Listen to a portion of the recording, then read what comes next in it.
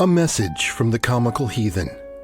It's not always easy to recognize if someone you love has become a member of a cult. Here are some of the warning signs. If the books on their shelves are organized alphabetically, by the name of the font used for the book title. If they teach that Jesus gave his sermon from a mount, because it was prime real estate. If they ask their preacher about Armageddon, and he responds that Bruce Willis was great in it. If astrology, just anything astrology. If their congregation gathers around and cheers them on during sex. If someone you love is demonstrating cult-like behaviors, direct them to the Comical Heathen. We could really use the followers.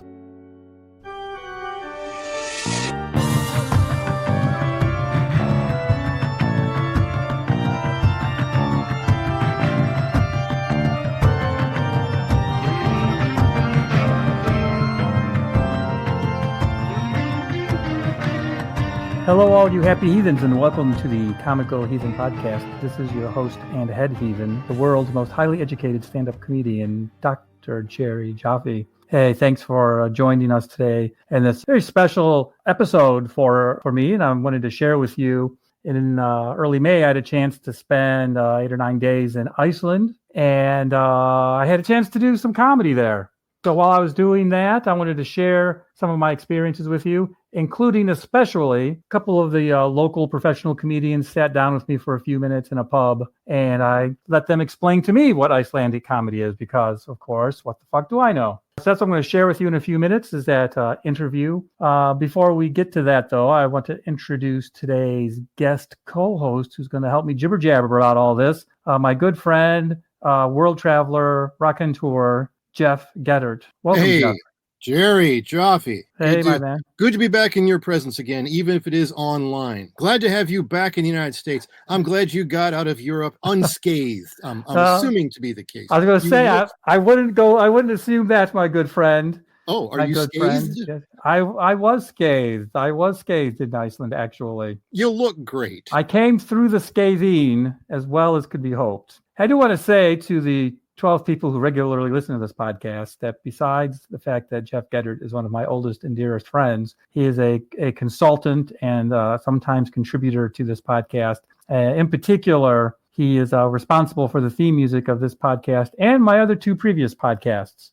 The theme music for this podcast is my friend Mark Bell playing Bach on a classical organ, which Jeff then took and remixed with a bead and some other instruments. It just sounds fucking fantastic. So thank you. Yes, I love it. I'm glad you like it, but for some reason when you say Bach on an organ, that sounds like something completely different. Well, I play my organ on a Bach, but that's completely different. A musical skill. No, it's great to be here with my oldie and my bestie. And one of the other things that I thought of you when I thought about getting this episode put together to chit chat with is, our whole relationship has kind of been one of traveling. Even though we're both from Ohio, we met while we were both living in Boston, sort of separately, and were introduced by a mutual friend. And then we know the story. So to make a long story short, for anyone who might be listening to this, I moved to Japan, you moved to Japan. We both moved back and forth a couple times. I returned to the U.S. to take my current job, teaching at an unnamed. Shared the pleasure of your company on at least 3 different continents. Correct. Yes. When I was in New Zealand, you came and visited me. So we have a lot of travel and international travel shared, and also personal experience as well. So I just thought we could have a nice conversation about what kind of things I might have done in Iceland, comedy or otherwise. People listening at home, this is my first time talking to Jeff since I got back a few days ago. And welcome back to the United States of America. Thank you. Jeff may have seen some of my Facebook posts, but he and I have not chatted at all. And I just invited him to ask me about it so we could have more of a conversation. Fulfilling the role of the everyman who knows absolutely nothing about Iceland. I think it's in Europe someplace. It is part of the political body known as the continent of Europe. It is not part of the continental plate that Europe sits on, though. Oh, that's interesting. It actually rests on the continental plate, so I think half is and half is not. Part of the EU? No. Got its own currency. It has its own currency, the Icelandic kroner. Kroner, I've heard that. So you went. This is like a 10-day trip, week long 10-day trip. Yeah, like 8 days. There's a little bit of a time zone difference, so I think like a day is lost between going there and back, or half a day is lost between going there and back. But sure. There's like 8 days in the country. So Iceland. Why Iceland? That's a fair question. Been to Japan and New Zealand, having lived there. This was just a week-long trip, but it was another country I've always wanted to visit. 2018, I started thinking seriously, like doing research and checking flights. And 2019, I got let's say plans were being made. No tickets had been bought yet. And no trip like that is going to take place without my wife's permission. So that takes months of negotiation right there. Then when we were finally ready to make our move and do this trip, 2020 occurred. Objection. You're giving me the whole history of your preparation for your trip to Iceland. Oh, I right. repeat my question. Why Iceland? Sustained. Mr. Cohen, can you? Oh, sorry. Okay. Wow. What a great question. I had better answers for why Japan and why New Zealand than I do for why Iceland.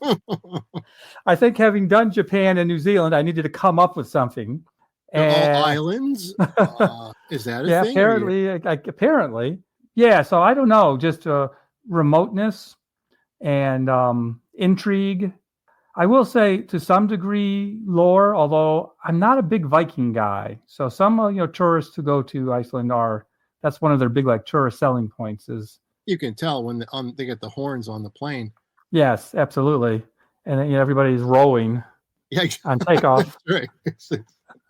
do. Keith Moon on drums. There we go. Okay, so the theme here is that first from growing up in Ohio, Japan is like some faraway crazy island on with the other side of the world. And then even from Japan, New Zealand. Yeah. New Zealand is once again a little island on the other side of the world. Seems like could practically be a separate planet. Yeah. And then once again, Iceland is another one of those. I think the separate planetness you might have actually found a good answer for me for the next time someone asks me this question. It's only a 5-hour flight from Detroit to the capital city, but it's still, remote. It's sparsely populated. Less than New Zealand and way, way less than Japan, of course. So I think the whole country is said to have around or under 400,000 people. Oh, really? Yeah. It's approximately the same landmass as Ohio. So remote, sparsely populated, a little bit of a frontier quality to it. Foreign yet familiar. And I think when I was doing my research, they learned a little bit about their local art scene, culture, theater, stuff I wanted to try to, experience. So somehow you went over there with the intention of particularly experiencing maybe some music or some live performances, because I think a lot of people go for volcanoes and perhaps earthquakes. I don't know. Yeah. Natural wonders, glaciers. Yeah. Fjords, are those Norwegian or are those? That's Norway. Yeah. I mean, Iceland may have a fjord here or there, but they're not known for fjords. Yeah, they are known for glaciers and volcanoes. You'd think they would cancel each other out, but go ahead. Yes, 33 active volcanoes right now in a country the size of Ohio. None of them pronounceable. No. Well, welcome to the user's guide to discussing Iceland in a podcast with Jerry. Awesome. I discovered that the Icelandic language and including place names and people's names, is actually unpronounceable to North Americans. That's what I suspected. I've 2 or 3 times since we started talking about Iceland referred to the capital city without saying the name of the capital city. It's not an accident. Capital city who shall not be named. Correct. I'm going to play for you right now, Jeff, a YouTube video that says how to pronounce the name correctly. So it gets said correctly at least once on this podcast. I'll take a stab at it. Okay. I hear it as Reykjavik. I'm going to say that it along the lines of Tokyo, which is actually Tokyo, that this is Reykjavik. 3 syllables. Reykjavik. Let's see what YouTube has to say. The capital city, in fact, of the country of Iceland. How do you go about pronouncing this name? Reykjavik. Reykjavik. See, okay, he changed it. The first time he goes Reykjavik, and then he breaks it down by syllable, Reykjavik. So what is it? Do you go up or down on the last syllable? He said it differently both times. Yeah. I cannot tell you how many times, and this is not exaggeration, an Icelandic person told me like a name and then said, but Americans say, and then said it like differently. Oh, that is so pandering. That is so condescending. Oh, those snide Icelanders. And yet so accurate. Here's one that fits in your mouth. Sounds like this. There's this funny character I want to tell you about. He's a former mayor of Reykjavik. His name's Jan, or something close to that anyway. That's not as hard to pronounce name as some of the others we'll get to in a moment. No, I want a whole long story with all the place names, all the people's names, and every food they ate. I saw him being interviewed because he was the mayor, of a big major city in Europe, on like English language news clip, and they introduced him as John. There we go. They didn't even say Jan. They said, there we go. Just John. Yes. I'm looking at this name right here. What is this? Is that? It looks like a P with an extended line up above it, or a D that. Well, I'll tell you what I know, but I'll have to say, Jeff is my dear friends at home. Jeff is looking at the written out names of the two men that I interviewed. So while I was in Iceland, I was able to do a couple of local comedy shows. And after one of the shows, two of the local pros sat down with me and they explained Icelandic comedy to me. And one of the things we talked about was their names. And I did have each of them, and I told them to do this because they didn't do it when I introduced them for the podcast. Right. To say their whole full name at least once so people can hear it. There we go. Good call. So I came to call them Eggert and Thor, like Thor, the god of thunder. So Eggert's name spelled with the EGG, like egg. Yes. And then Thor's name has that letter we don't have, which does look to the eye when you first look at it, like the letter P. Dude, there's not a Thor on this whole page. Right. No, there's not. That letter. Have you even seen a Marvel movie? Now, one of them are from Iceland. That letter is pronounced like TH. Okay. Besides doing other touristy things like glaciers and hiking, whale watching, puffins, saw a crater, saw a geyser, several museums. Whale watching, puffin watching. Yeah, humpback whales, saw two or three probably humpback whales. Now, this entails going out on the water. You can't just do this on land, right? Yep. Going out on the water. Actually, going to the glacier also involved a boat ride. It was like the glacier we went to, its sort of like footprint is creating a lagoon. Even the tour guide said 40 years ago, the lagoon was like half the size. As the glacier retreats, it creates the lagoon. Okay. And puffins. In the south part of the South Island of New Zealand where you lived, what were the birds there? Were those puffins? There were penguins. Penguins, and there was also some other. Well, New Zealand is known for exotic birds. I mean, we'd have to have a separate episode to talk about New Zealand. Pelicans or something? I don't remember what it was. So you went over there and you wanted to, in particular, to experience some Icelandic culture. And part of that is going to an Icelandic comedy show. And you hung out with these guys afterwards and interviewed them and got some insights about their take on things. What, however, was your first reaction to their performances and to their comedy? Were you as an audience member seeing something and going, oh, that seems like a very Icelandic take on this topic type of thing? It's not unusual for a comedian when they're traveling to take a peek at the city or place that they're visiting to see if there's any opportunities to do comedy. So I reached out ahead of time. Sure. I went to 2 shows, which I performed on both of these shows. The first show was billed as an open mic. There are 10 or 12 comedians. It's actually a twice a week show that they do in the basement of this bar. It's a pretty cool setup. Did not get a big audience the night I was there. I call that the Jaffe Bump. Probably 4 or 5 people who weren't comedians, and then 10 to 12 comedians. So less than 20 people. It was a Monday night. What are you going to do? It was a Tuesday night, actually. That's true. There we go. See?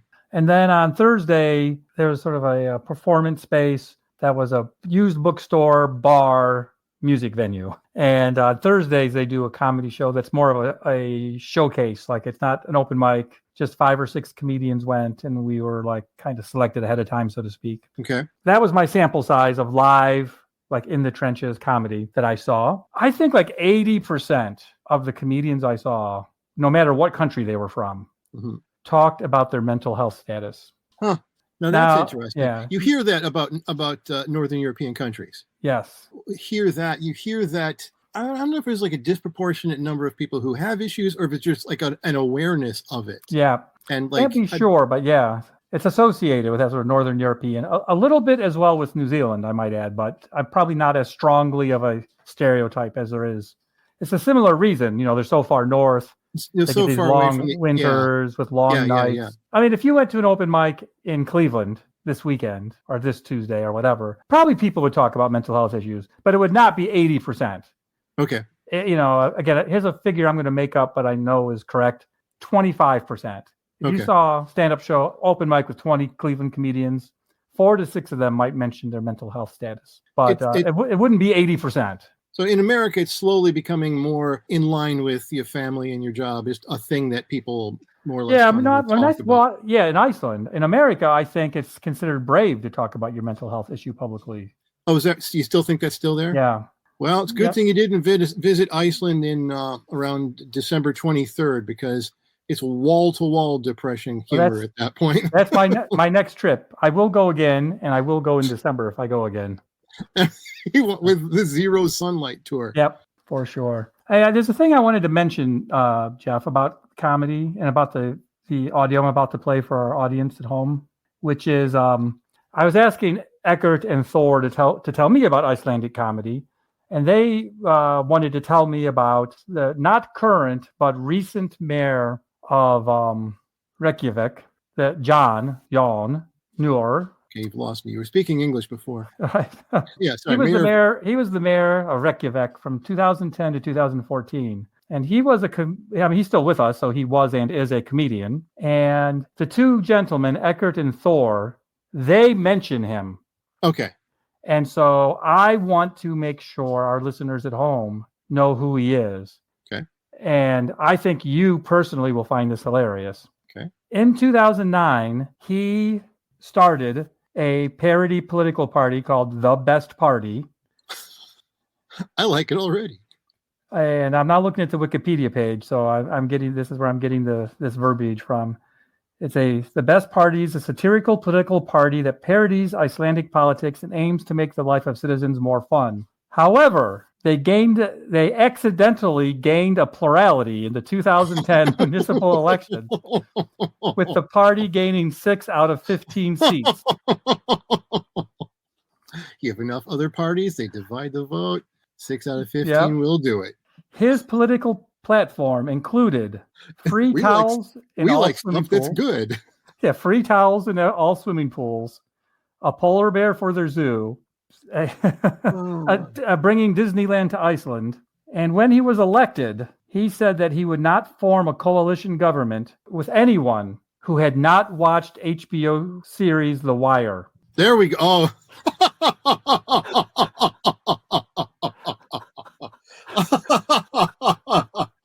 That's it's beautiful. It's right down the middle. On one half is like, well, that's clearly absurd, and no one ever do. And on the other hand, there's a long list of lawyers and politicians and people who went into public service, at least inspired by, if not after having seen The Wire. Right. Full disclosure, I'm an enormous fan of The Wire myself. Right. So I thought of you immediately when I heard that. As everyone should be. Yes. After his one term, he retired from politics, but there's a presidential election going on right now with the voting beginning on June 1st, and he is running in a field that currently includes 11 serious candidates. Politicians, Yes. 11 people who haven't seen The Wire. Look, can we get him for America? Can we just have him for America? Can we just like cut out all the other nonsense? It was. I mean, I didn't get the feeling that people in Iceland were losing their mind. Maybe to them it's normal or funny, but they're about to have an election, and people were talking about that there were 20 to 30 candidates on the ballot. Now, I researched that just because I wanted to know what the right number was. What I read said that there's 11 candidates on the ballot right now who are fully validated, but there are some people who are still getting their petition signed. So I don't know when the deadline is for that. And just like you were saying a moment ago, because of it being so split, he is one of the leading candidates. Sure. Like he could legitimately be the next president of Iceland. All right. So after one of the shows, Eggert and Thor and I said, hey, where can we go to do this? We don't want too much background noise. And they said across the street is a bar where they never play music. And we went into that bar and set up a table. And literally when I said, okay, let's start, they started playing music. And one of them went over and asked, and they had just that day got a subscription to Sirius Radio. What's the Icelandic term for Murphy's Law? I don't know, but I'm sure it's pronounced Murphyson. Murphyson. Yes. I mean, both of my guests, when they told me their name, would say, like, my name is, Eggert Smári. I'm mispronouncing it. But my full name. It's Sigurðsson. That's it. They would say, my name is I recognize that. There's the band Sigurðsson. Ross, yes. And it's apparently their son. Yes. This comedian was the son of the band Sigurðsson. Wow, that's cool. So there is a little bit of background noise, but I've edited it and reduced it. So if you can't understand what they're saying, it's not because of the background music. It's because of their Icelandic accents. Hey, let's listen to this, Jeff. And when we're done, you and I will have a couple of parting thoughts, and then we'll get the hell out of here. How's that sound? Sounds good. And also, I do edit this, so any ums or ahs, or sometimes I stutter a little bit, that'll all be cut out so we sound intelligent. Oh, wow, that would be the first time. Yes, finally. Magical editing tools. Enhance intelligence, lower stupidity. Oh, finally. They say AI is not good for nothing. All right. Make me sound smart. Okay. The people who you just heard saying they want to sound smart are my two good new friends who I'm going to introduce you to right now. I happen to be traveling through a country, you may have heard of it. It's called Iceland. And I'm excited. I got to do some shows. I just did a show. We'll talk about it in a minute. And here's people who made that possible. Let me introduce you, my new good friend, Eggert. Thank you. And next Eggert is man I've been told to call Thor. Yeah. You can try and say my real name. Well, it's against the Geneva Convention for me to attempt to speak Icelandic words. Yeah, I know. I've basically given up on my real name if I'm talking to somebody outside of Iceland. Probably inside of Iceland as well. Well, some people. That. Let's shock my 12 regular listeners. Yeah. Thor, say your proper full name at least once. So my name is Þórhallur. Yeah, the full name Þórhallur Þórhallsson. There it is. Because my father's first name is also Þórhallur, so I am Þórhallsson. I'm the son of Þórhallur. So we don't have last names here in Iceland, but your last name is your father's first name. Then you had son or daughter. Right. In the era of the transgenders, this must be a nightmare. Well, yes. And also, can you back this up with paperwork? Are you really his son? I have no DNA proof or anything. Yeah. Eggert, what's your full name? My full name is Eggert Smári Sigurðsson. So my dad's name is Sigurður. Therefore, I'm the son of Sigurður. That means Sigurður means victory. Okay. Which is quite ironic if you knew my father. But he's a loser. He's basically a loser. This is what happens when parents name their children. Yeah. They should receive their names when they graduate from college with their diploma. Your dad was a professional footballer? Yeah, soccer player? I'm sorry. Yeah. And that's Americans? And that's why every time I did something bad when I was growing up, my mom, that was the only time my mom used my full name. Okay. Trying to blame it on my dad. Eggert Smári Sigurðsson. Like somehow when I was misbehaving, it was my dad's fault. So I found Eggert through, of course, the internet. where I found a page called Comedy in Iceland. Yeah. Of which you apparently have something to do with that, Eggert. What is Comedy in Iceland? Is it a brand or what is it? It is a brand, not a big one. It's not like Adidas. You can back me up with this. That we used to have a pretty good scene for comedy in Iceland before COVID. Yeah. We had the Secret Cellar was the first and only comedy club. Yes. And because stand-up comedy is really new in Iceland, before that it wasn't a lot. It was a little bit, but it wasn't a lot. Not like it's in the States or the rest of Europe. And then the cellar became more secret, and nobody knew what it was. and all of a sudden, it just died through COVID. And then I tried to bring the scene back by doing comedy, and just decided comedy in Iceland. Yeah, but we basically lost our home. So we lost the place. It was the perfect little cellar. We had this basement, and it was just a perfect comedy club. It sounds cool. And with the most awful green room ever built. well, They never finished building it. no. Okay, so unfinished. That was just it was part just of a green room. Yeah. All the letters. Yeah. But that's part of the charm. That's part of the charm, of course. Of what course, they all say. the shitty parts of comedy clubs are always part of their charm. Yeah, of course. Because I've actually been doing comedy in Iceland here for 20 years. All right. Ish. And at that time, when I was starting out, there was no comedy in English Okay. to start with. So it was all in Icelandic. And there were maybe 2 or 3 shows a year. Sure. And for each show, you would have to do a brand new set. Brilliant. And you would do it once, and then the people that were interested in comedy saw your set, so you would have to this is the one and only time I'm doing that set, Right. because the next time it's going to be the same audience, so you couldn't work on material. Right.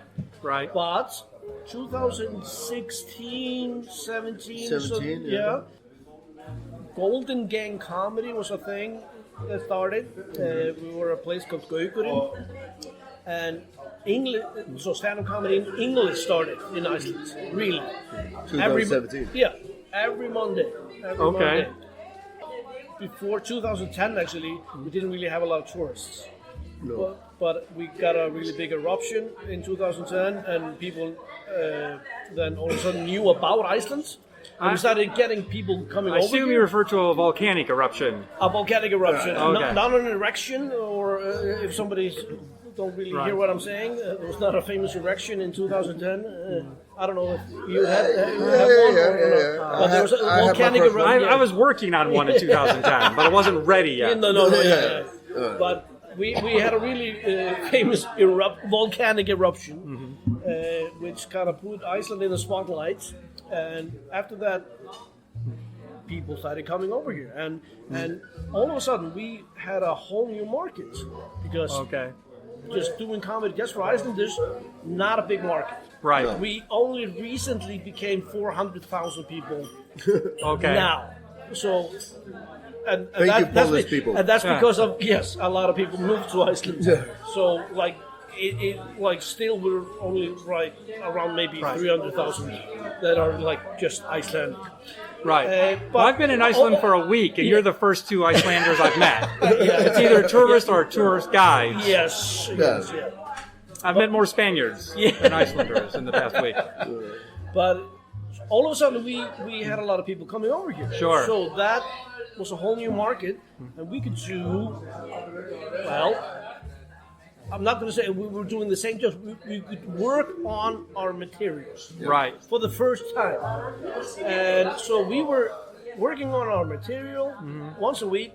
And then when did the Secret Cellar open? 2019. Just in time. Yes.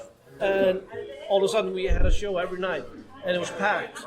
And a lot of us got so good in just a few months, because we were doing shows every night. Yep. And a lot of the guys that are now, but they didn't know how privileged they were, because they were starting out at that time. Right. here in Iceland, and they were like, show every night, and they were like, this is awesome. And then COVID came and ruined everything.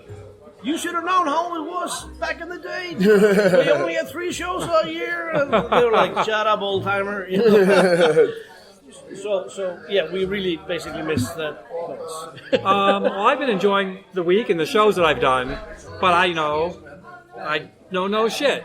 So what does Icelandic comedy, stand-up comedy, have a character to it? Is there any uniqueness in its quality? If you're talking maybe about like Icelandic humor in general, then I would say it's pretty dark. Sure. Dry and sarcasm. A lot of sarcasm. Yeah. And just really dark stuff because we live in a dark place for 9 months of the year. Okay. Pretty dark. People are depressed. Okay. And so we just joke about we just joke about death and just wanting to die. I mean, there are of course comedians, famous and other locals and beginners who talk about mental health issues. Yeah. But I think every single comedian I've seen this week spoke about mental health issues. Yeah. I don't know if that's an exaggeration. That's pretty close to accurate. I didn't because I was raised right, but this guy actually does. Yeah. Well, I do. My whole shtick is mental health, basically. A lot of social anxiety and everything. Yeah. And I think we're pretty open about these issues here in Iceland. Sure. Yeah. I used to be a part of a group actually that. Everybody in the group were pretty cray-cray. Okay. Or had it was a group called My Voices Have Tourette's. Okay. And so there were 2 members at least that had Tourette's. A founding member that had schizophrenia. Then I was the nervous one, the one with the just anxiety, and everybody's like, okay, well, who doesn't have that? Yeah. But Kierkegaard said that's normal. Yeah. You're supposed to have anxiety. I mean, if you have a brain, if you know what's going on around you, you should be anxious. And that was actually a lot of fun being in that group because we traveled to at least Finland and Sweden. Okay. And Norway. Can you go to Norway?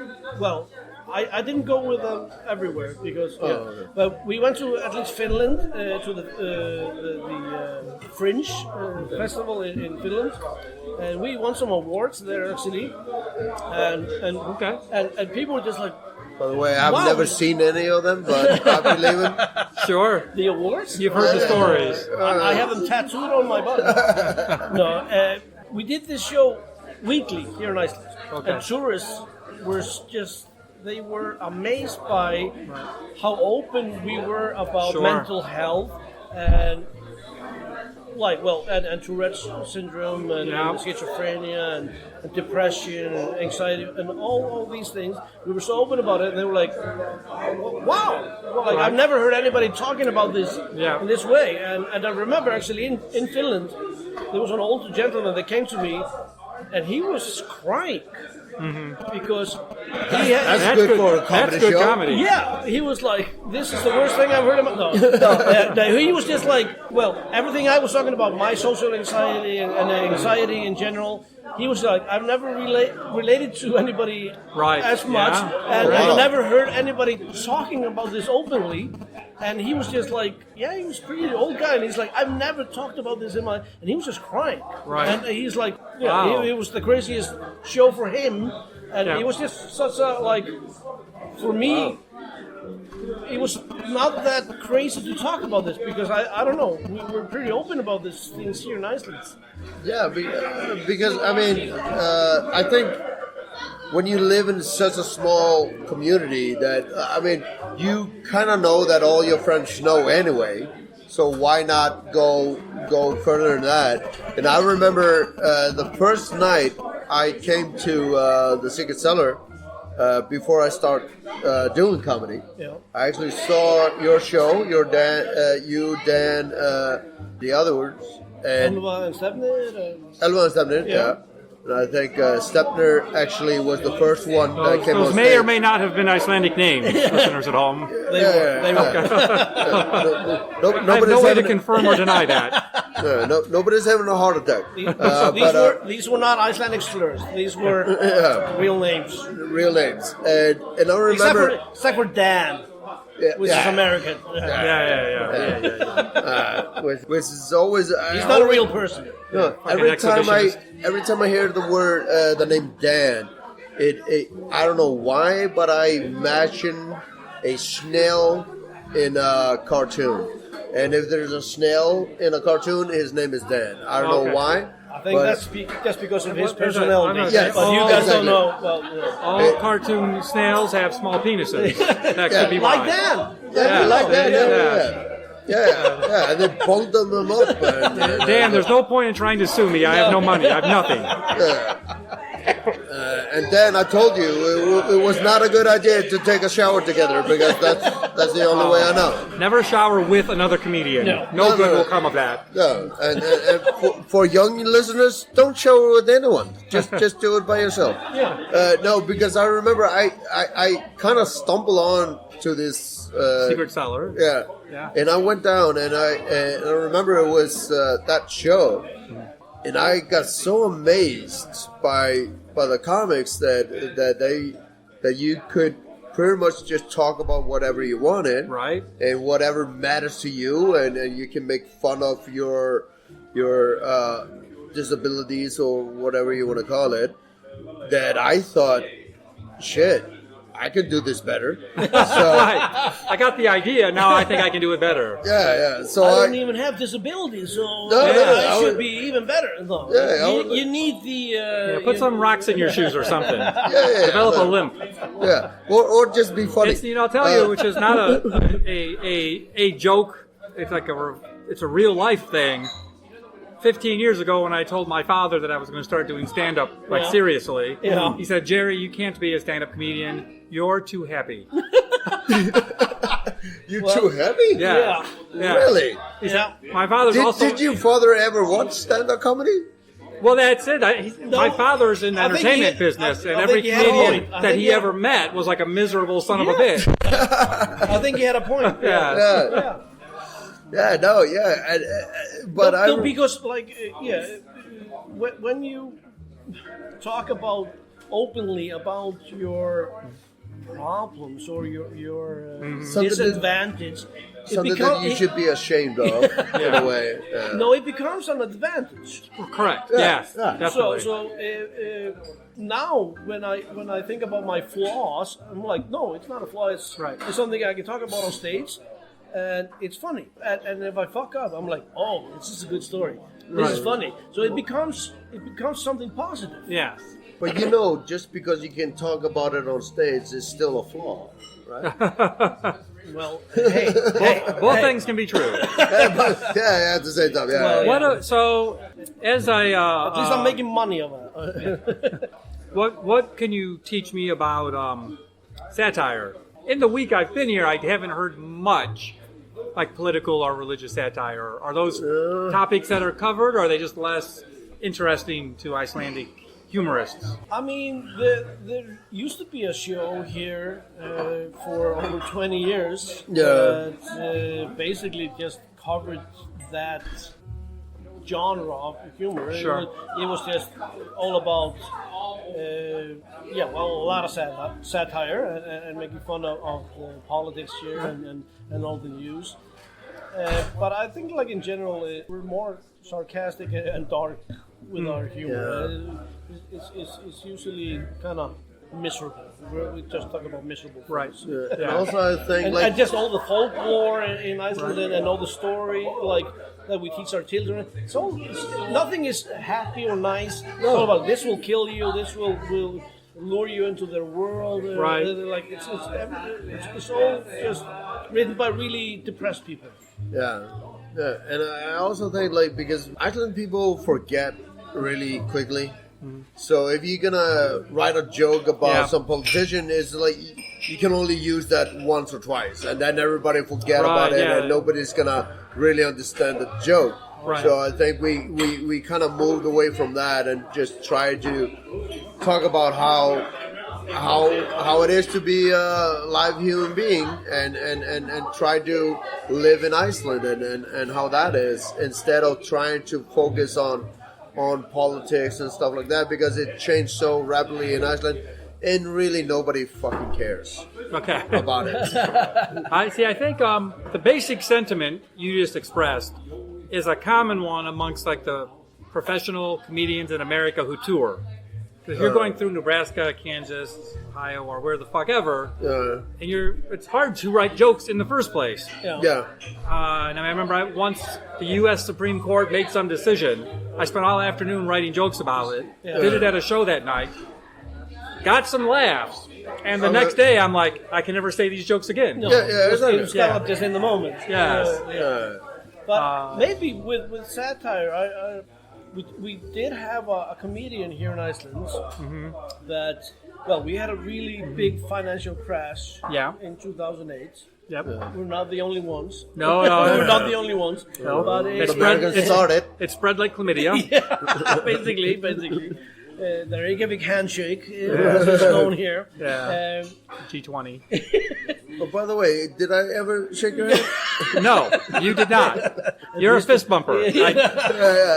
Since COVID, every host now has their own way. Yeah. Some do still shake hands as a fist bumper, some other elbow, some just the baton. They step away from you while they hand you the mic. 6 feet, please. But yeah, so after 2008, the financial market. Yeah, and the crash here, and people lost their homes and all their life savings here in Iceland. It was a pretty bad situation here in Iceland. I'm just talking about Iceland. I know it was bad in other places. Yeah. People were just sick of politicians. Okay. And they just completely had no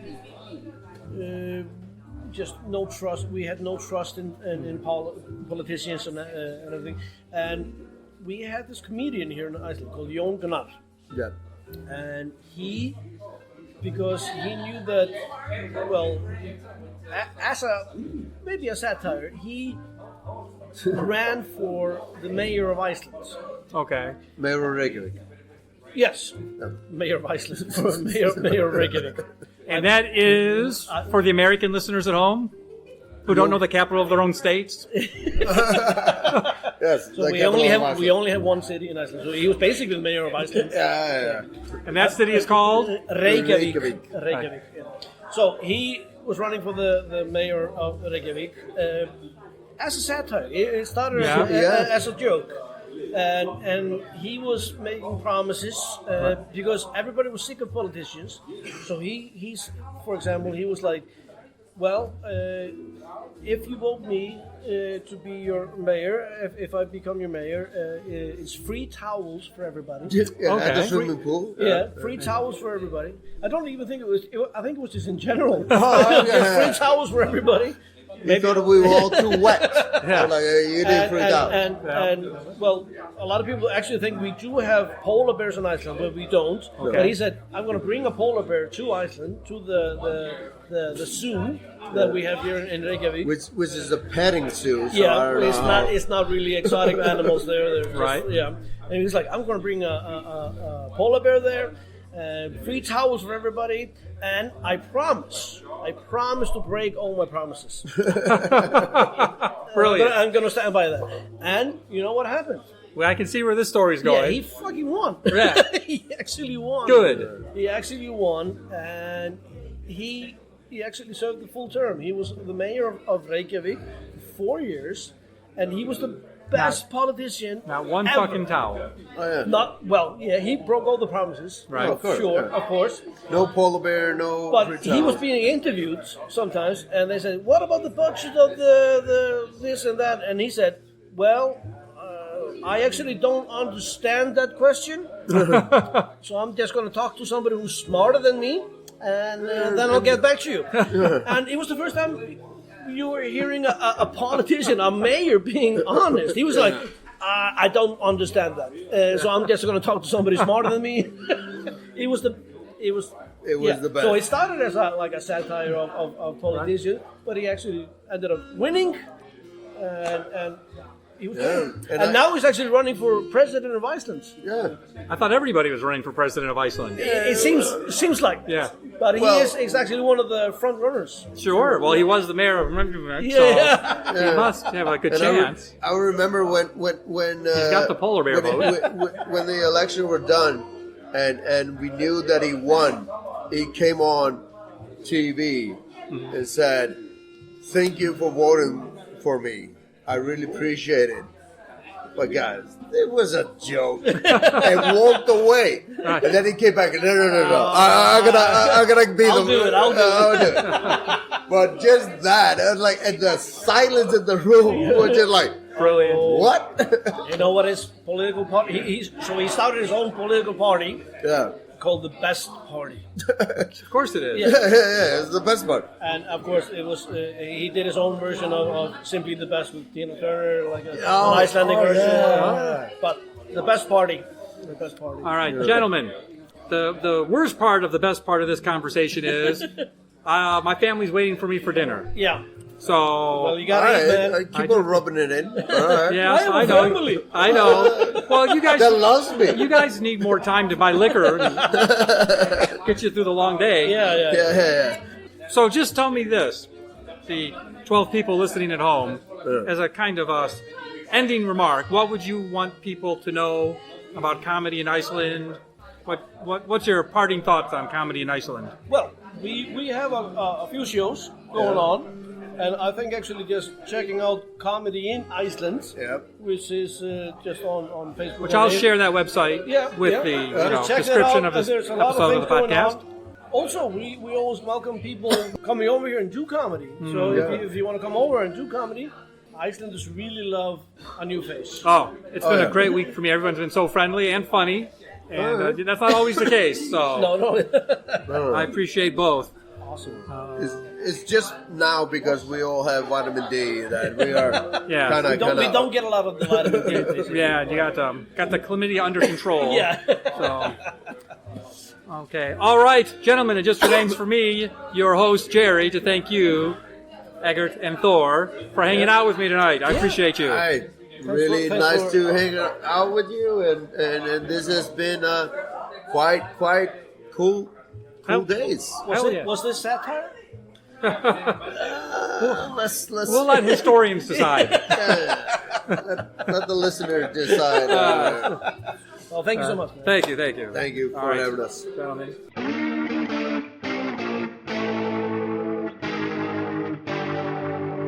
All right, and we're back. There you go, people listening at home, and my good friend Jeff. That was my conversation with Eggert and Thor.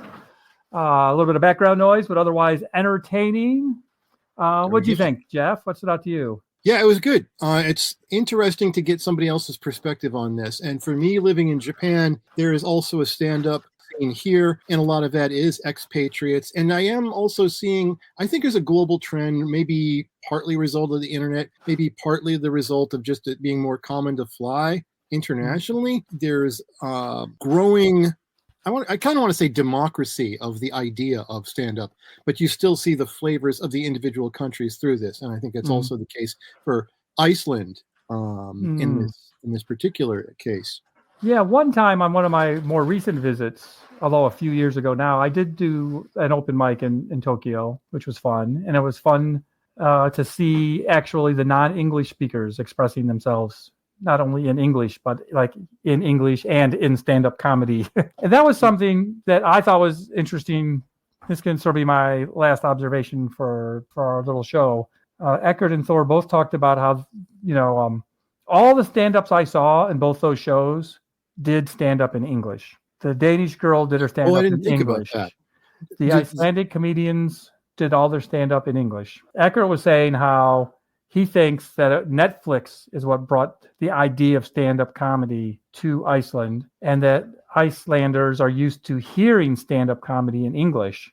He had once was doing a show in Iceland, and he says he always asks the audience, "Hey, where are you from? Who's from what countries? Who's from where?" And he had an audience, like reasonable 20, 30 people, who were all from Iceland. And then he said, "Oh, if we're all from Iceland, I can do the show in Icelandic if you want." And they all looked at him and said, "No, English." That's so interesting. Yeah. That's like an Icelandic comic in Iceland says to the audience, hey, anybody here from Iceland? And he says that in English, and they're all from Iceland. It's like, well, why aren't we speaking English? Why don't we speak in Icelandic? It's like, nah, it's all right, English. All right, let's wrap this nonsense up. I know you and I could talk all day, but our listeners may have other stuff to do. So they do. I'll just remind people I do have some dates coming up at the Funny Stop later this year. I'll put those dates out when they get closer, as well as information about my book. How about you, Jeff? Anything you want to mention you got going on? I do. If you're in Japan on June 2nd, Sunday afternoon, come see our band Snickerdoodle at Nanahari in Tokyo. It'll be a hell of a gig. Snickerdoodle, hell yes. What kind of music is Snickerdoodle playing these days? It's all originals. All originals. Nice.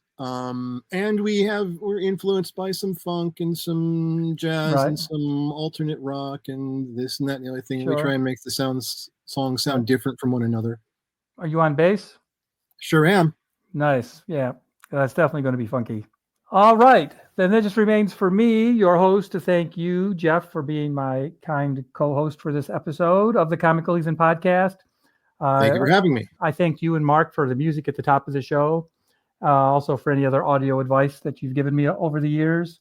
I thank Tony Ezzo has been helping me with my website. We do have a dedicated email account, comicalheathen@gmail.com. Send in questions, suggestions, keep in touch. Let me know any topics you'd like us to discuss. And thank you, anyone who is listening to this nonsense. We really appreciate you, especially if you made it all the way to the end of the episode. I've been your host, Dr. Jerry Jaffe, and it just remains for me to say, it may be your dogma, but it's my karma, and I'm all about spreading the love. Thank you.